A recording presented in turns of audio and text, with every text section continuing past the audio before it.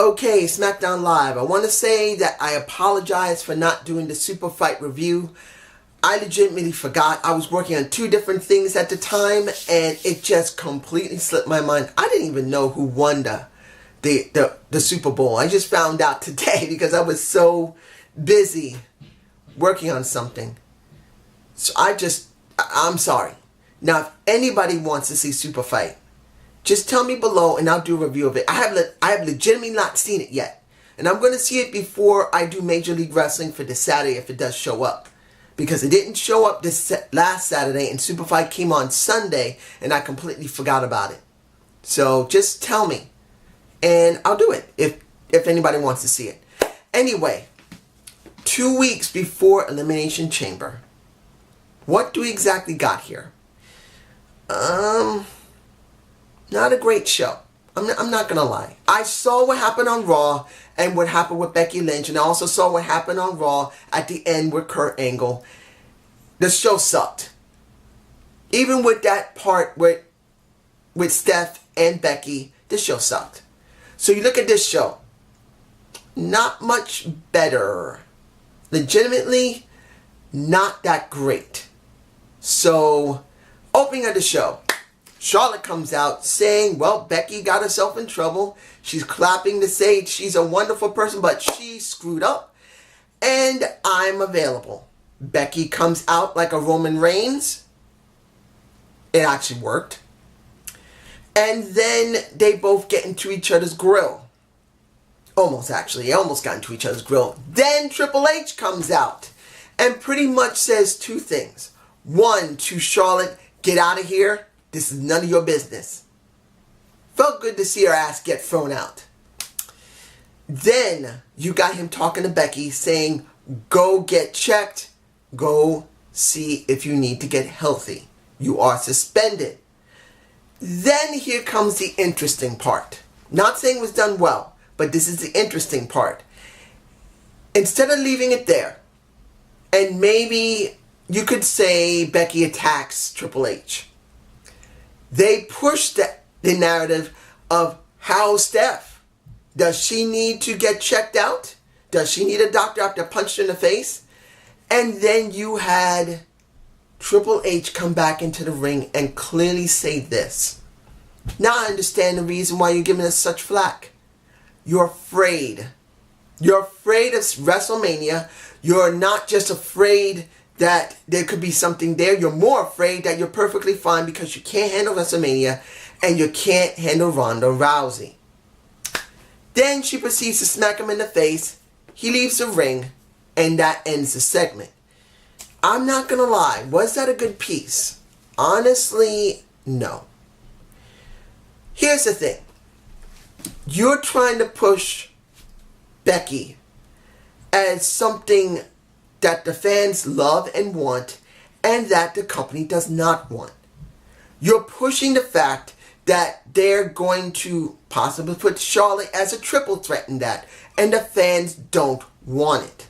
Now, many people are going to say, well, of course they're not going to put Charlotte in there. They're just making us sweat. I'm going to be honest here. Before I say anything else about this SmackDown, look the last 5 years, ladies and gentlemen. Anybody who watches this, whatever 10 or 15 people who do watch it, do you honestly believe you're going to get what you want? We've been told for years we're going to get what we want. And every single time we've been lied to. We were told that WrestleMania was going to be the best when it comes to The Miz and Daniel Bryan. And we know for a fact Miz and Daniel Bryan are not going to be doing anything. We were told we're going to get something great with the tag teams. We got nothing. We thought we were going to have something with almost Andrade. See, almost not Andrade, which is stupid. And I will say something about his vid pack, his promo, if I don't forget. When it comes down to it, you're not going to get what you want. The WWE is not going to give you reverse psychology. The WWE does not give a damn about you. They're going to do what they want. And you're not going to get Becky Lynch the way you want. Period. If they do, it's only due to the fact that they want to do something to shock you. And that's not in a good way. I'm being honest here. I don't see anything good when it comes to that main event match, if it is a main event match. Because everyone thinks that this is going to headline WrestleMania. That's bullcrap. There is no way they're going to let the women headline. Now, if they do, I'll be surprised. And I'll eat crow. But honestly, you're not going to get it. You didn't get it last year. You didn't get it the year before. And you're still not going to get it. And let's move on to the rest of the show. We got Orton versus Mustafa Ali. I believe that was the best match of the night. It was. It was very physical. Ali got a big shiner on his eye. And he got an RKO for his trouble in a way that was something you don't normally see from a Randy Orton. Once Ali was going to do a, I think, 440 or something on the top turn rope, you got Randy Orton grabbing his leg and then turning into an RKO. Very well done.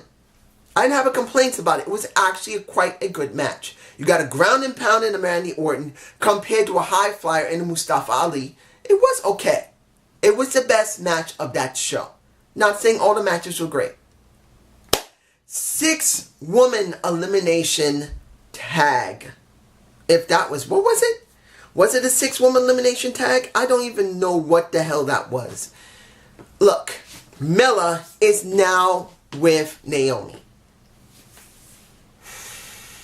Well, it's understandable. Naomi is a face right now. Mella is a face working with R-Truth. It's understandable. They put the Fabulous Glow together. Fine. But here's the problem. You have this match. And it's all about Naomi and Mandy Rose. Which is fine. Which is great. But here's the problem. Mandy pins Naomi. But this is not about a Mandy and a Naomi feud. This is supposed to be about a women's tag team elimination match at Elimination Chamber.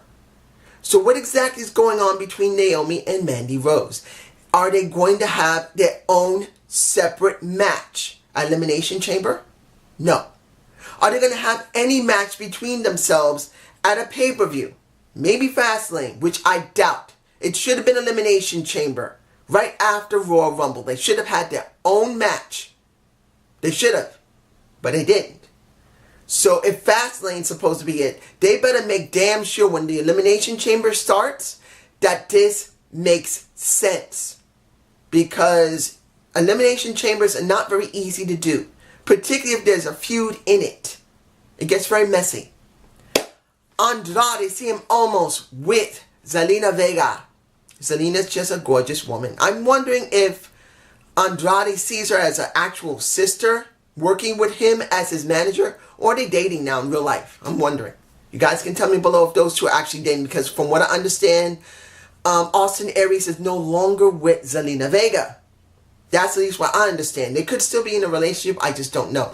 But here's the problem I see with Andrade. See him almost. I'm not saying Andrade by himself, no.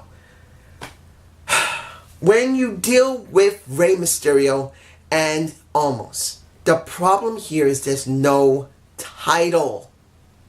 I'm sorry. You need a title. Now, mind you, I am so laughing my head off that they threw the damn US title on R-Truth. I said it and I do stand by it. If they promote R-Truth the way that he's been promoted, he uses it on Truth TV. He goes around making jokes, having fun. Yes, it makes the title look like crap. But at this point, at least you get to see the damn title, and maybe once in a while he'll defend it.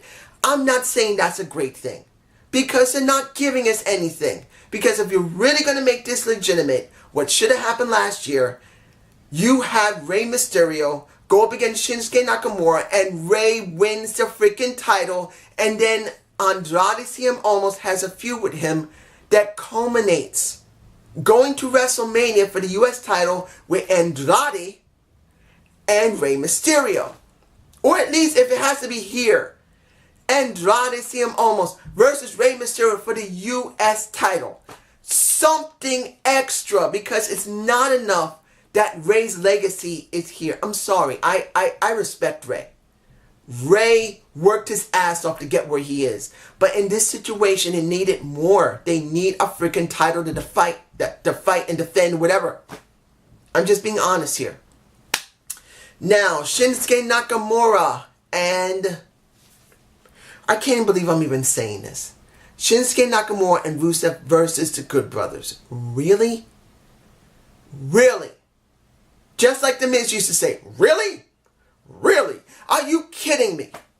Why are they so inept that they have no idea what to do? They have no idea how to make these two guys relevant. You made them go up against each other for the U.S. title, which meant nothing. Both of them didn't gain anything from the title. Now you stick them together as a tag team. And they blow through the Good Brothers. And weirdly enough, Lana helps out Nakamura. Yeah, screaming her ass off at him. But in the end, she helps him to get up, get back into the ring. They win their damn match, which means what? You could have done this with Rusev and Aiden English. You could have gave Aiden English and Rusev the title at WrestleMania last year, and you did nothing. Now you throw Rusev into another tag team with someone who's doing absolutely nothing like him. I see nothing good for these guys. And with Lana Lana is the most gorgeous woman on that roster. Almost one of the gorgeous women. I'm not taking anything away from my Naomi. I love me my Naomi. And Lana is damn fine. But it's doing nothing for them. As a heater, it means nothing. She means nothing. They mean nothing. I'm moving on. Asuka had a vid pack, which meant nothing. There's no one announced for her to challenge. You now have a new Nakamura with the women's freaking title. Unless they're going to do something with Charlotte, you now have Asuka taking the place of Nakamura. Because what happened with Nakamura last year? We saw him from nothing of him for months. Now let's see if they're going to do this with Asuka. Asuka's doing nothing. Asuka is nothing. That makes me so freaking angry. Just like with Rusev, just like with Nakamura, just like with Almost, they're doing nothing. Let's move on. Let's see. Am I forgetting anything? I'm just going to briefly say this about the Jeff Hardy and Daniel Bryan match. They did it. Was it a bad match? No, they did it. Then everyone came out. Everyone had a fight. And that was the end of that. I know I can say something about Joe, and I will say it in a minute. But essentially, the ending show was okay. Here's the meat and potatoes. Captain Planet Speaks. I think I'm going to use that title. Captain Planet Speaks. If anyone's ever heard of Captain Planet and the Planeteers, know that show was so manipulative. It wasn't trying to say the planet needs to be taken care of. You need to do more environmental things. They were trying to manipulate your freaking mind. And at that time in the 90s, I did like Captain Planet until I found out the reasoning behind it. It wasn't trying to say that the planet needs to be cared for, that we need to find a balance. It was trying to throw a political agenda. And that angers me with a nice concept of trying to do something in balance of nature. And they didn't go there with that. So you see Daniel Bryan. You see Eric Rowan, who I'm surprised that they don't talk. He should not be talking. It should be Bryan only. Rowan talks incredibly little, say one or two words. That's it. But Bryan is a Captain Planet, evil Captain Planet, done well. This is what Captain Planet should be when he was evil in the cartoon. And this is Captain Planet evil. Pretty much doing everything he can to manipulate the crowd to see his point of view on how the planet should be controlled in his eyes. How he can make the planet seem more relevant, to be its champion, to be the one to make sure everyone is controlled in the way that takes care of the planet. This is what he's doing. Captain Planet Bryan, that's a good one. Captain Planet Bryan is the one who's doing the job well. And after the match was over, he reinforced what he did. Well, I forgot the girl's name, whatever her name is.